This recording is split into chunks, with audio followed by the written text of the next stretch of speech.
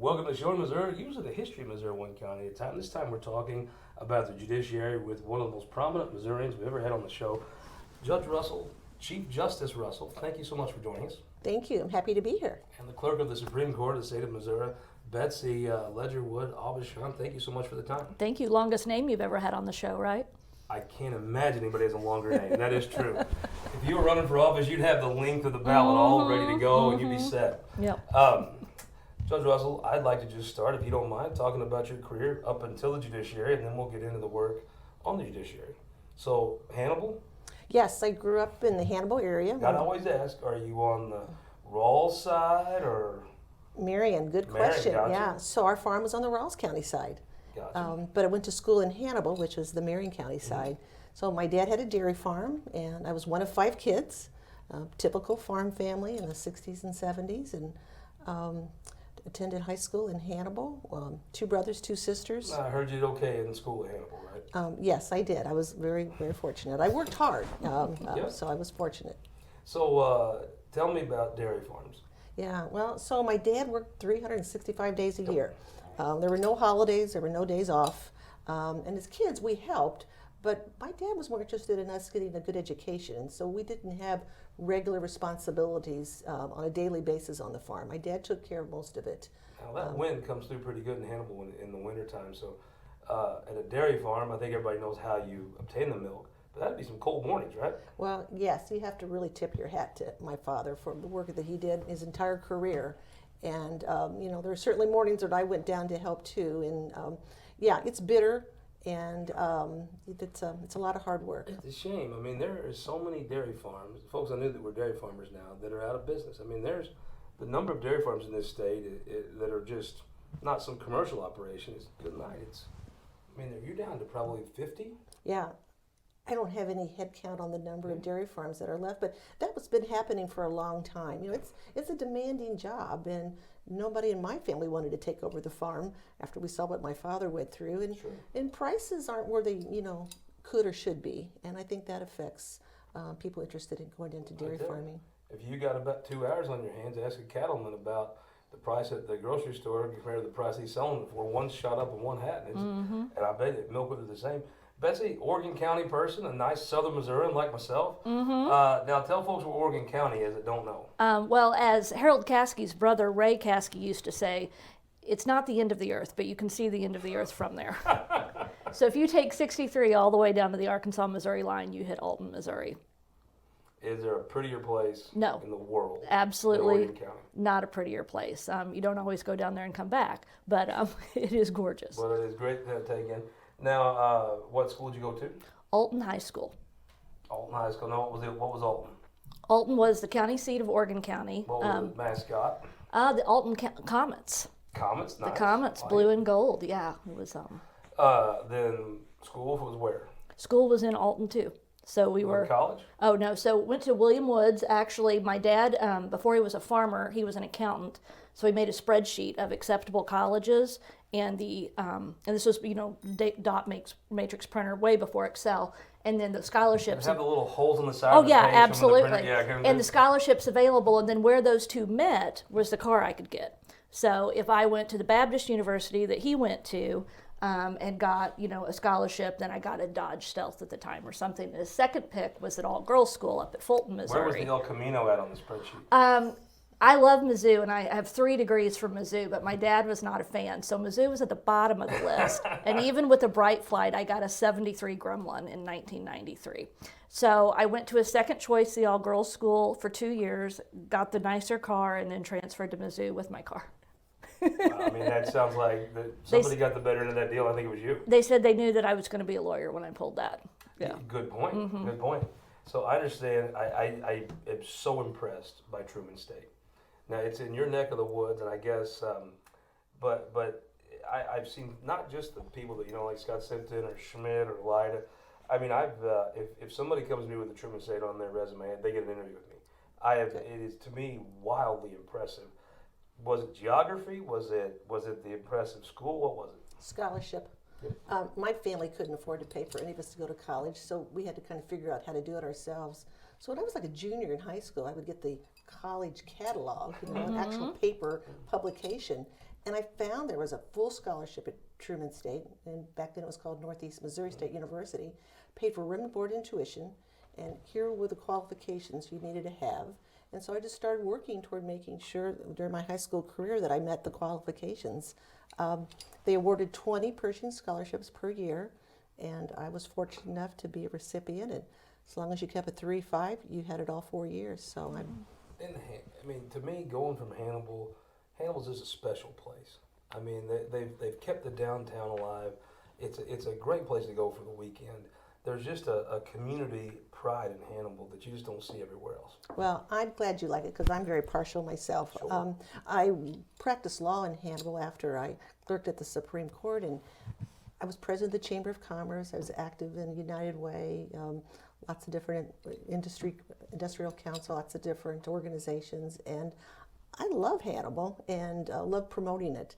And we got the flood wall built right before the '93 flood by virtue of some federal money that came in. And the city residents had always been opposed to a flood wall because it blocked the view of the river. So aesthetically, it wasn't very pleasing. Yeah.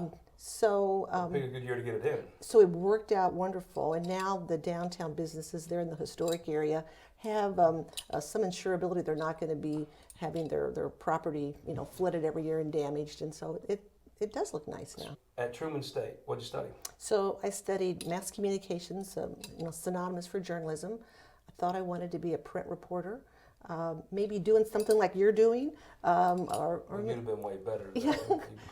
But the better use. I was really more focused on consumer affairs reporting. I wanted to write consumer affairs pieces and be able to help people have a better understanding of maybe some ways that they were possibly being frauded. And so it was all because I wanted to help people. And that was my interest in journalism. What did you study at William Jewell in Mizzou? At William Woods, I can't even remember, quite frankly, it's been so long, but when I transferred to Mizzou, I ended up getting my undergrad in ag journalism. Nice. Mm-hmm. Well, it's kind of interesting. Both of you are in the same field, and you started off with a communications and then went into law. How'd you go to law school? What made you do that? So when I was young, about 10, my mother and I were in a pretty horrific car accident.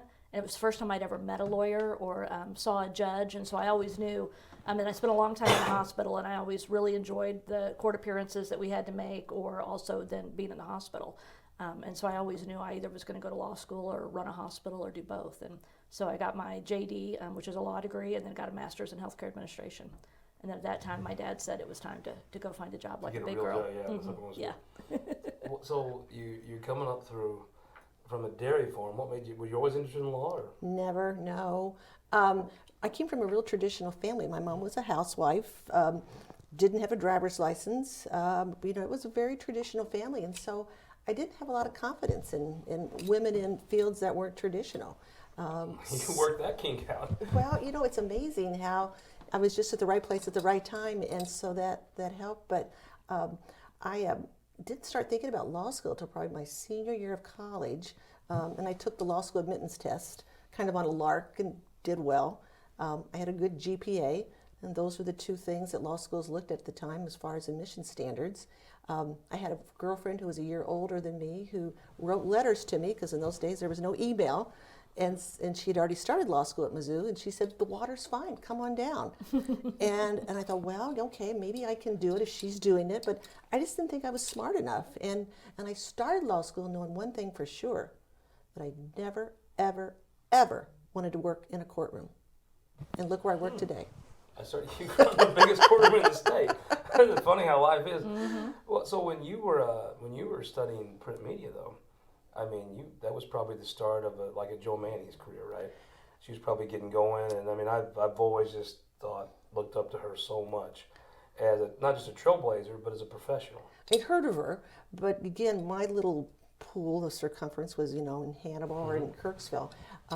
I did work for the Hannibal Courier Post during the summers and during holiday vacations, and one of my first beats was the courthouse. And it was very nice. Now, which courthouse? In 'Cause there's Hannibal. 'cause Well, they that's got good. multiple ones. Got Palmyra, right? Yeah, so it was the one in Hannibal.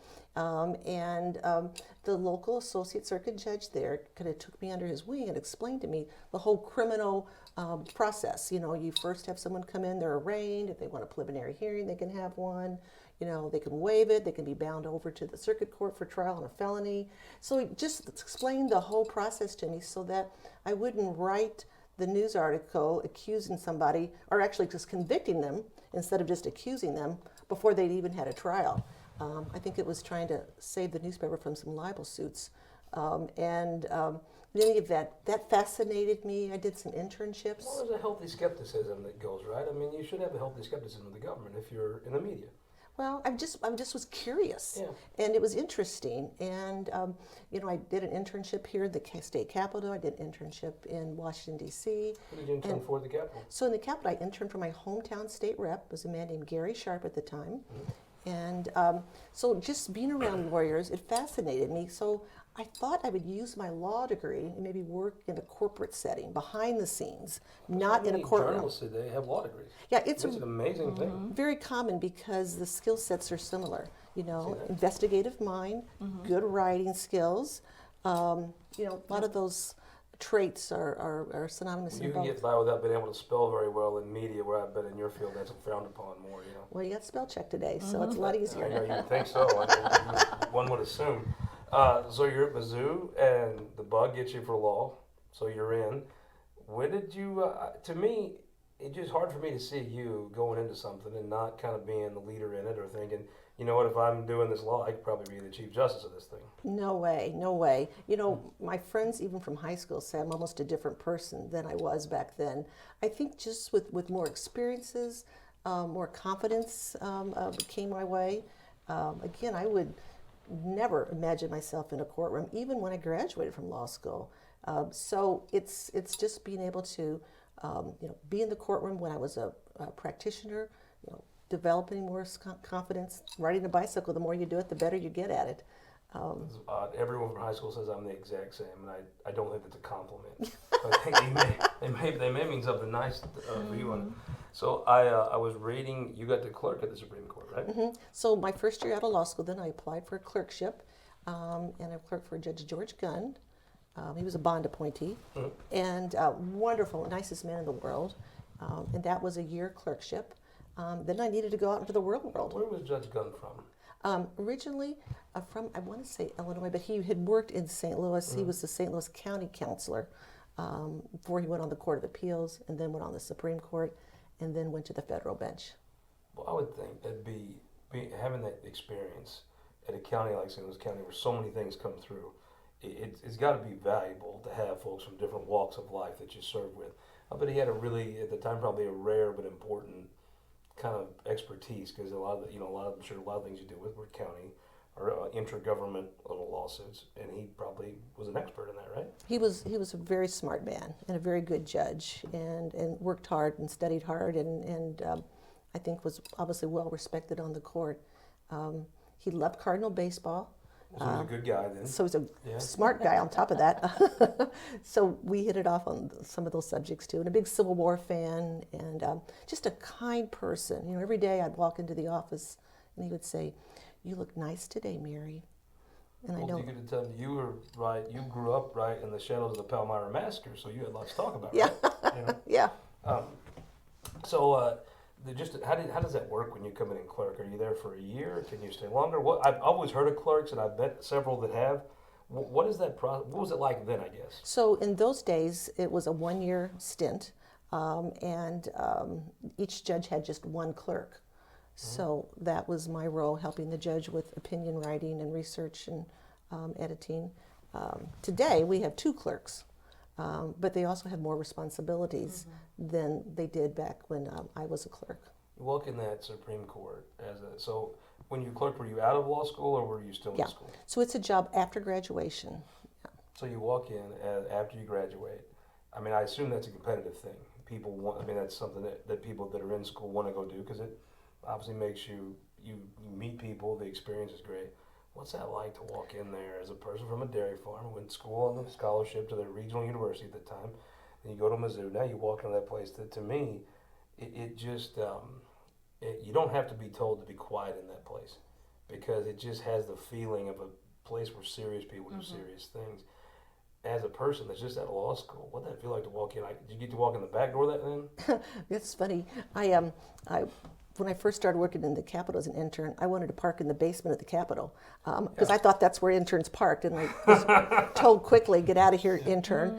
And when I started the Supreme Court, there's 2 parking lots, and we were on the lower level. But I mean, working around state government, having a parking space is really pretty great. Big deal. So that was a pinchable moment. But yeah, it was huge to have a job and watch these, Supreme Court justices do their work, and to see behind the scenes and a little more up close and personal in how decision making and how judges work.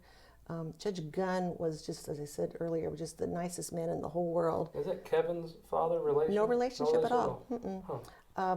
But as a clerk, you develop a very close bond with your judge. In a way, you almost have to learn how they write. Well, And their style. their a little voice, bit, right? yes, yeah, and not that you try, but then the judge rewrites a lot of things in their own voice. And Judge Gunn was known for using huge vocabulary. He had a huge vocabulary and words that you would not even know how to pronounce or even much less spell. So he would, insert a lot of bigger words through my simple common language. But it's a lifetime relationship. I stayed friends with him throughout the rest of his life. He spoke at his funeral. And that's how I look at my clerks too. They're kind of like my children. And I tell them it's like the Godfather. Once you're in the family, you can't get out. Yep. I got to get updates on your kids. We've got to have Christmas cards. Well, you do clerk reunions where they all bring their families and wear Team Russell shirts, and That's it's awesome. yeah. And it's you develop a real close relationship, and it's again it's more than just a job. I have noticed many judges have a crew of clerks after they've been there for a while. And I mean, I think it'd be a great honor, right? I mean, I'm sure for you, when you were applying for something, or you get asked to speak somewhere, you list your resume. That had to be a point of pride that you clerked for a Supreme Court judge. And now people put you down as a point of honor when they go speak somewhere. Well, I didn't realize when I went back home to practice law that I had an expertise, and that older lawyers in town would call me and say, "I'm working on this appeal. Do you think I can do this, or do you think I can get this extension, or how does the court look at this?" And I'm like, I have an expertise already. So it's a unique experience. There's not enough clerkships around for every young lawyer to have one. So I recommend to law students after they graduate to try a clerkship. It's you don't make a lot of money, but it's something you can't afford to do later in life. But when you first get out, it's a real good bridge between law school and the practice of law. So you're from a dairy farm. You went to regional school on a scholarship. You go to Mizzou. Going into that Supreme Court, it just probably has to feel like, gosh, I don't know. You have to almost feel like, should I be here, right? Oh, I still feel that way. It's amazing to think of where I started. It's nothing I ever dreamed about, especially being a woman. People say, well, after you were a clerk and you worked in this particular office, did you ever think that, a few years later, actually it was 22 years later, you'd come back and you'd be assigned to the same exact office in that building? And I'm like, are you kidding me? There's no way I would have ever dreamed of that. Tell me what it meant was for Sandra Day O'Connor to become the first woman justice on the Supreme Court. I guess you were in law school at the time.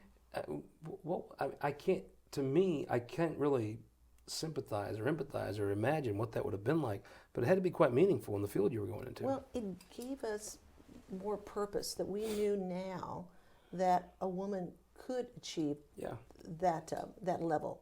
But meanwhile, back in Missouri, there still weren't many judges that were female.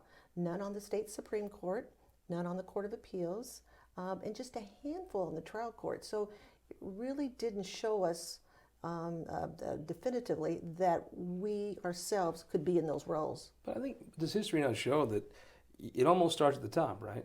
Then there's a cascading trend downward a lot of times. With glass ceilings, it seems to me like it doesn't really start with a bunch of people on like a Missouri trial court. It really starts somebody at the top, and then that ripples downward. Well, we didn't know how long it would take. Sure. When we were interviewing for jobs, we were told not to wear a wedding ring, not to talk about marriage, Certainly, you'd never want to have any children. Sure. And the big firms would hire one female, and no other females need to apply because they had their token female. Token, yeah. There were just a lot of interesting things when you reflect back now that are so different today. So that's it. You're coming out and going to run a hospital, right? Yeah, that's what I thought I was going to do. So what happened after did you run a hospital? No, I started to say, I didn't know you did. I If you- did if you did, I did a great several months fellowship with SSM in St. Louis, and really enjoyed that. But when I came out, I decided I was needed a job and wanted to kind of be local for personal reasons. Just and seeing so, you in like a hospital office doesn't feel right to me. Yeah. Like with fluorescent lights, that just doesn't seem right. Yeah, I'm much better in a grand old building. I think you probably have the greatest office in the state, to be honest with you. But even if you weren't in that office, I mean, that just doesn't feel right that you'd be Yeah, well, in a hospital administration yeah, office. it didn't work out, and I ended up lobbying actually, and Who'd you lobby with? Gamble and Schlemeyer. So I think So you got to learn from an old pro. and I just learned from the best. I mean, Yeah. that's what I fundamentally believe, and they taught me to be the first one in the building, be the last one to leave, and work harder than anybody else while I was there. And it served me in this job just as well as it served me in that. Well, I would think so. I mean, I always tell people if you're in the House Budget Committee is the greatest place to learn state government ever. But if you're coming in lobbying, is the best way to learn about government. Yep. I mean, you really on any given day could be talking about any kind of issue, and your whole apple cart be overturned by a development or Yep. a person you run into. I mean, you really get to see. It's interesting. So few people that get to see it run, because once you get to see it, you approach it as a professional. It's just a different view of the world. Yeah, yeah. And I always remember even working over there, having dinner with Chris Koster once, and he was getting ready to run for the Attorney General. And he said, Old chap. Oh, yeah. Exactly. He said, "Oh, the red brick building across the street, that's where the real magic happens." And I remember looking at it thinking, well, what goes on over there, And and it's just been a great another side of government to get to learn that even fewer people understand. So in Hannibal, do you just when you're a lawyer in Hannibal, do you just whatever comes in the door, that's what you do? Exactly right. Yeah, I you didn't get to do see it much. all? Yeah, I didn't do much in the criminal law area, but everything else. And so, you're not a master of anything, but you do help people in all their varied problems, and so very fulfilling. And you're in the courtroom all the time, whether it's a motion or a jury trial or just a bench trial. You're constantly putting out fires and taking care of your clients. So at some point, this person who went to Mizzou, worked at the Capitol, worked at the Supreme Court, is now a partner in a law firm. When did you become partner, by the way? So I joined the law firm in '84, and I'm trying to remember, it was probably 86, 87 when I became a partner. It was pretty quick, right? Yeah, in those days it was quicker, and it's different formulas in every firm, but it's all on production. I interviewed Matt Blunt, who intertwines with your story as we go on. And it was so interesting to me to hear everything he did. He was fast. Everything Matt did, it was young. It wasn't because he was trying to be the youngest. It was just that grass didn't grow under his feet. And that's a similar parallel with you. I mean, whatever you're doing, doesn't seem like you spend a lot of time, waste a lot of time in it. You get after it. Well, I was fortunate. I was the youngest chamber president. I was the youngest at a lot of different city and community activities. I was appointed to several commissions by Governor Ashcroft during the time period. And I was always a woman and the youngest one in the room. Yeah. And now I'm the oldest. So what's it like when you become partner for somebody that's not an attorney? How's that work? Do you just have to bring in enough business to make it work, or how do you go about that? Every firm would be different on what determinations they make. I think now it's more of a 6 or 7 year track. Yeah, it's on production. How much, how many billable hours you produce, how many clients you bring in. So it didn't take long. I was still single, and so I could work long hours, and I enjoyed doing it. So at some point, your interest must turn to the judiciary, right? Well, How does that work? Not really, because again, I was a woman and I was young. But one of the Court of Appeals judges from St. Louis, actually he lived in the Hannibal area, but he served on the Eastern District Court of Appeals, Judge Jim Reinhardt, came up to me and said, "You ought to apply for those openings coming up on the Court of Appeals in St. Louis." And I'm like, duh, how does it work? Why me? And It's a logical question. yeah. I'm going to ask you that question here in a minute, actually.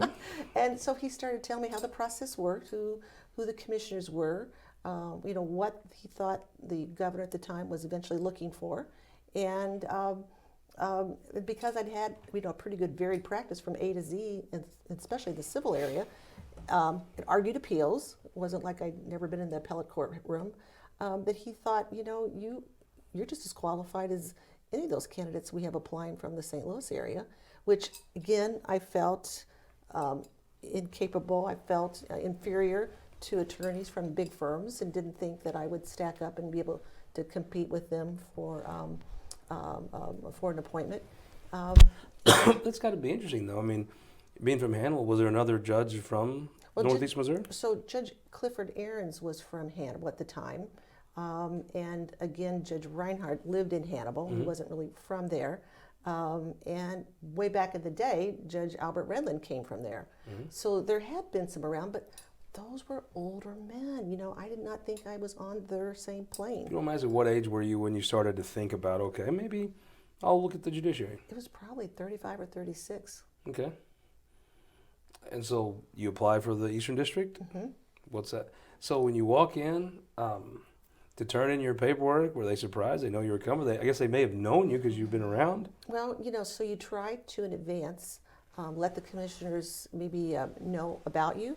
So common sense would be you would call people that knew the commissioner, that knew you, and say, look forward to seeing this certain candidate because we've known her for years, and we think that she would make a good judge because of the following reasons. And so, when you walked into the room to interview with with the commissioners, they would already have read your application. They maybe heard from a few people a little bit about your reputation, and so the interviews went very well.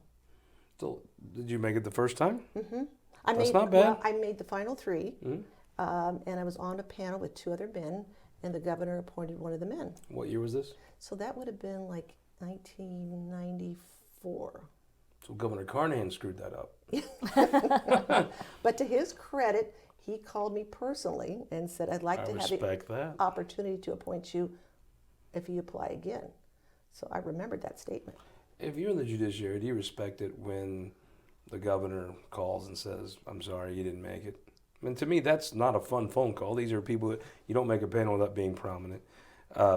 I kind of respect that if they do that. Typically in those days, the staff would call you if you didn't make it. And that's what I would have thought too. And so when the phone call came in and it said governor on the line, I'm thinking, oh my God, I'm not sure I'm really ready. You got it. I'm not sure this is my time. And when he said, I'm appointing someone else, I'm like, that's okay. That's okay. I'll be okay. Who did he appoint? Bob Dowd, who was a circuit judge in the city of St. Louis and who I am best friends with today. I've heard of that name before. They might not have heard Russell quite as prominently as they have now. Well, Bob Dowd was a great guy, and despite whatever competition we had at the time, he's a great colleague. I ended up serving with him and are still very good friends. So you walk in, it's got to be, the one part about this plan I've seen, it's got to be intimidating to walk in there, and these 7 people really can chart the next part of your life. And you walk in knowing them, I'm sure you knew of them. I mean, you don't get on that commission without being an accomplished lawyer or somebody that's somewhat prominent. But it's got to be intimidating to walk up in there and then start peppering you with questions, and you got to kind of get your bearings. Yeah, in those days, the interview process was a little different. What was it like? So in those days, you didn't interview with them as a group setting. You interviewed with them individually. And you went around to the interviews were held at the Court of Appeals. It was almost like speed dating, wasn't it? Yeah. You went from office to office and interviewed with each commissioner one-on-one, privately. No one else allowed in the room. Maybe it was a 20-minute. I don't know if there was really a timer on us or not. And you went from room to room. Then they all got together and voted. But since I've been on the Supreme Court, we've changed those rules so that the interview process is open. And anybody could come watch it. It does feel like a nice, it feels like a very open process to go, because anybody can come watch. And I would say, while it might be intimidating to look, there's 7 people in the eye and have them ask you questions that kind of hold your future in their hands. I think the openness feels good, right? Oh, definitely. And there's nothing to hide. And, as a commission member today, myself, we're all about looking for the best qualified, the well-qualified candidates. And so That should be a transparent process. But when I interviewed for the Court of Appeals, I guess I wasn't too worried because I had a good job already, and if it didn't work out, I had a great job. Being a judge was going to be a pay cut. So I was happy. That's kind of most people, right, that make it there. They're successful. You don't just pull folks off the street, right? Anybody could apply. Yeah. But hopefully we get the best qualified. So after you applied, didn't make it, what happened after that? So then I go back to work and everything is wonderful. And there was another opening and I applied the second time and I got it. So what year was that? So that would have been 95. So Governor Carnahan fixed his mistake, right? Squared the ledger. And what was that like when you go in St. Louis there? Yeah. Oh my gosh. I felt like the Beverly Hillbillies. They all ask you where you went to high school and all that stuff, right? Well, Yeah. I come in my car with all my stuff packed up in the back seat, and I park next to a judge who has a Jaguar. I really did look like the Beverly Hillbillies.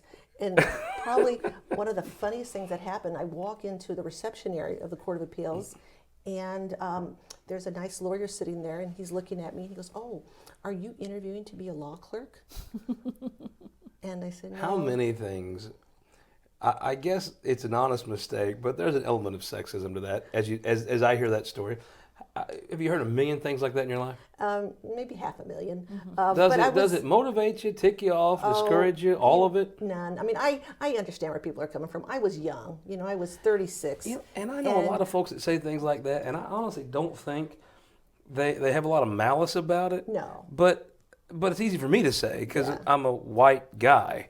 Right, but to me that's got to be, especially when you're younger and you don't have some of the accomplishments you already had by then. I would think it could be easy to get your dauber down about this stuff. No, it didn't bother me at all. I mean, I would still laugh about it. And well, it's funny now, but I don't know if I was you. If I was in your spot when I was younger, I'd have thought that was all that funny. Well, it was nice to be flattered to be thinking I was that young. I tell you, it doesn't happen anymore. So that kind of hurts today. Yeah, you can't sneak up on nobody anymore. I mean, nobody accuses me of being a law clerk, and that kind of hurts. There you go. I would say it's been a while since you've been accused of being a law clerk. So you go on that court. What surprised you about going on that? Well, I was intimidated because these are judges that I'd argued cases in front of. These were older men, maybe my father's age. And so I wasn't sure I was going to be intellectually on the same plane with them and that I would be, a good colleague. It was, the court is composed of 14 judges. It surprises me. You just don't seem like the kind of person that would that would have a confidence gap like that walking into something. You just don't put off the air like you'd feel inferior in, any group I can think of. Well, I did. So there were 12 men, 1 woman, and me. And I didn't really have a social relationship with any of them. I knew Judge Ahrens because he had practiced law in Hannibal, and we had been on opposite sides of cases. But it's a big part of that, isn't it? Getting to know your colleagues. Yeah. So one by one, Jim and I would take each one of them and their wives out for dinner, and we got to know them on a personal level. And soon they all became pussycats. And I, did my rotation and became the chief judge, and had a wonderful relationship with every single one of them. Well, that's great. I mean, but I always think that's a thing that's lost on, is the social interaction that you on the Supreme Court, and I'm sure it's that way in the appellate courts. You get to be friends. You get to know how somebody thinks. You get to realize how you see things the same way they do or don't. That social aspect is an important part of that, isn't it? It is. I consider my colleagues a family. We spend so many hours together. I would fight and defend them if their name or honor was being indicted. I would do whatever I could to help them, their families. I assume from serving with Judge Fisher. You've served together for a while now. You probably can predict in some ways. I mean, logical people have a logical outlook on life and how they approach things. I assume there's some things you could say, I know how he's going to think about this. Some and things. Probably him for you. He'd be Sure. like, okay, she's previously looked at it this way. I'll bet I know how she's going to look at this. And kind of may even speed the process up because you sort of know where they're going to come from, right? And so Judge Fisher and I go back in our relationship to the days when we were young lawyers. The Missouri Bar has a statewide council called the Missouri Young Lawyers Council, and you can run for a position on that council from your different geographical part of the state. And Judge Fisher was from Northwest Missouri, and I was from Northeast. So we both served as a representative from our respective areas on this Young Lawyer Section Council back in the early 80s, and became friends then. So you've had to put up with him for that long, huh? Well, let's just say we both have stories on each other. Yeah, it's so- mutually assured. That's good. Right, Yeah. That was part one of our conversation with Chief Justice of the Missouri Supreme Court, Mary Rose Russell, and the Clerk of the Supreme Court, Betsy AuBuchon. Come back next week. We're going to talk about innovation in the court and some of the history that Judge Russell has seen on her time on the bench. See you next week.